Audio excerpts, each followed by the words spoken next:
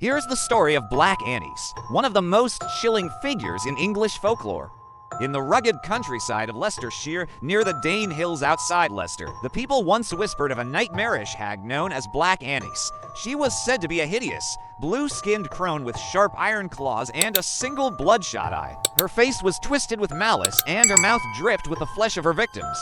Black Annis lived in a dark cave that was carved into the side of the Dane Hills. The entrance to this cave was partly concealed by an old oak tree, and the cave itself was said to reek of blood.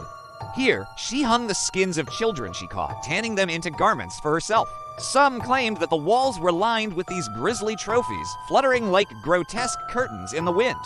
At nightfall, she would creep silently across the countryside, prowling farmyards and cottages.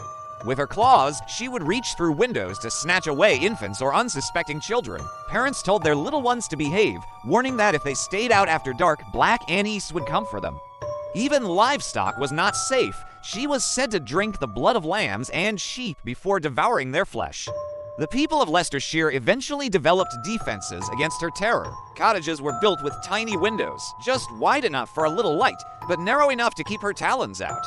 On stormy nights, families would hang herbs and charms to ward her off. But perhaps the most enduring custom was the blue cat run. Each spring, hunters and hounds were said to drive a wild cat through the countryside to Dane Hills, a symbolic act recalling the people's attempts to scare Black Annis back into her cave. In later tellings, some said that Black Annis was once a pagan goddess, a powerful being whose worship the local people had to stop. Others claimed she was a hermit nun who turned into a witch through bitterness and sorcery.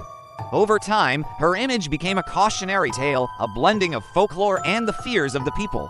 She was the embodiment of the dangers lurking outside the hearth, the darkness just beyond the light of the fire. Even today, locals around Leicester know the name.